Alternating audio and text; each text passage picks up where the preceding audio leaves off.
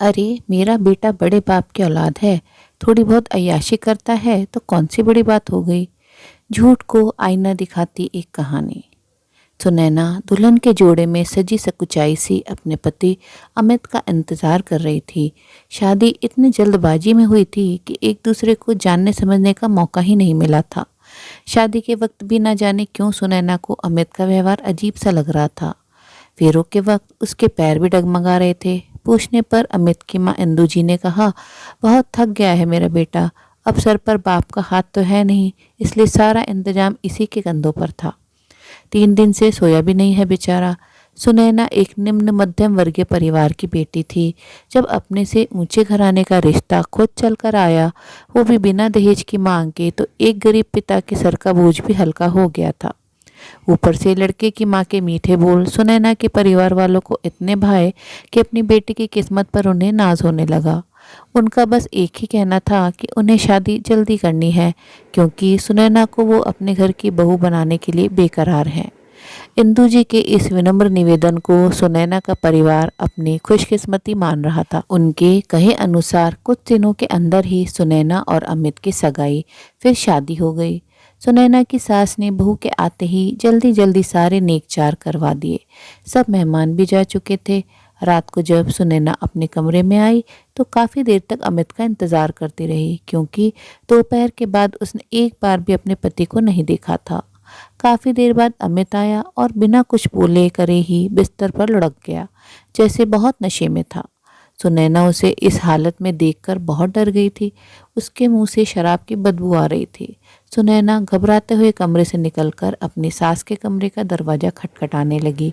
इंदू जी इस समय बहू को ऐसे देखकर बोली, क्या हुआ बहू, कुछ चाहिए क्या? जी वो माँ जी, अमित जी बहुत नशे में हैं। आते ही बिस्तर पर गिर गए, आप चलकर देखिए। सुनैना घबराते हुए एक सांस में बोल पड़ी। लेकिन इंदू जी को सुनैना की बात सुनकर जैसे कोई हैरानी नहीं हुई। अरे नहीं नहीं, वो तो उसके दोस्तों ने थोड़ी बहुत पिला दी होगी। शादी ब्याह में तो ये सब होता ही है। कोई बात नहीं, तुम यूं जोर जोर से बोलकर बखेड़ा मत खड़ा करो। नई नवेली बहू का इस तरह पहले दिन ही घर में घूमना अच्छा नहीं लगता। जाओ अपने कमरे में जाओ। सास की बात सुनकर सुनैना सन्न रह गई, लेकिन इस वक्त और कुछ न बोलते हुए वो चुपचाप कमरे में जाकर सोफे पर बैठ गई। लेकिन नींद उसकी आंखों से कोसों दूर थी। मन का झंझावात शांति नहीं हो रहा था। सुबह सुनैना नहा धोकर तैयार हो गई, लेकिन अमित अभी तक बेसुध पड़ा था। सुनैना उसके लिए चाय लेकर गई और उसे उठाने की कोशिश करने लगी, लेकिन अमित ने उसका हाथ झिड़कते हुए उसे धक्का दे दिया।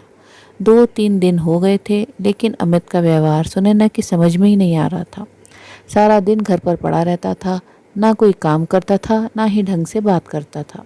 हर रात नशे में चूर देर रात तक घर आता था।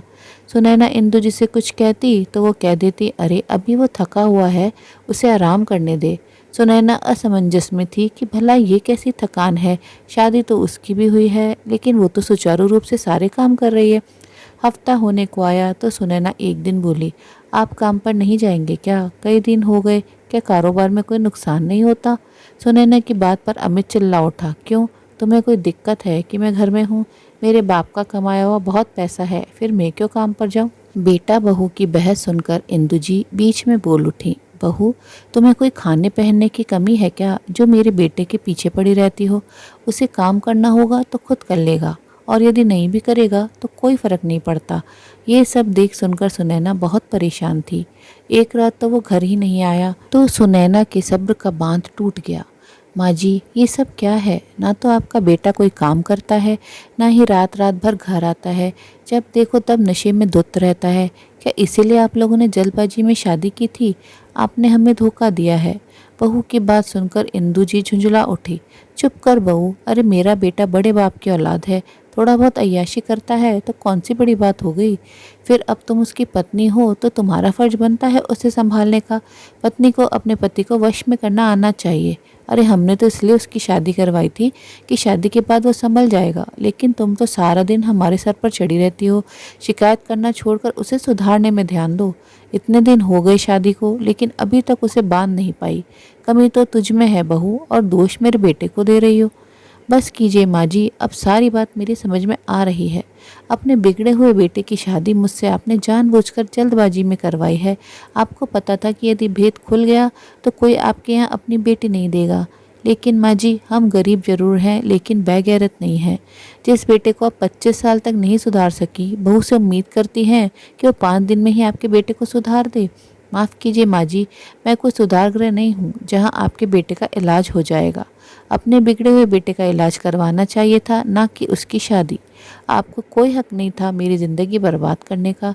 हर एक लड़की की ख्वाहिश होती है कि उसे एक मेहनती और प्यार करने वाला पति मिले, ना कि पैसे वाला ससुराल। लेकिन अब भी देर नहीं हुई है। आज मेरे पिताजी मुझे लेने आ रहे हैं और मैं हमेशा के लिए जा रही हूँ। आपका बिगड़ा हुआ बेटा आपको मुबारक हो। सुनैना के पिता दरवाजे पर खड़े थे। सुनैना ने अपनी अटैची उठाई और बिना देर किए अपने पिता के साथ चल पड़ी।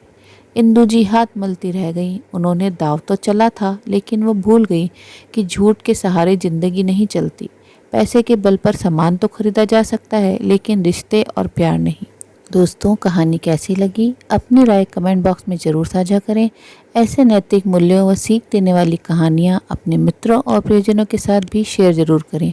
आपसे अनुरोध है, अगर आप चैनल पर नए हैं तो ऐसी ही नई नई शिक्षाप्रद मनोरंजक कहानियाँ सुनते रहने के लिए चैनल को सब्सक्राइब ज़रूर करें। कहानी अंत तक सुनने के लिए आप सभी का दिल से बहुत बहुत शुक्रिया। तो फिर मिलते हैं मेरी अगली कहानी में। तब तक के लिए आप लोग अपना ध्यान रखिए, खुश रहिए और ऐसे ही कहानियाँ सुनते रहिए।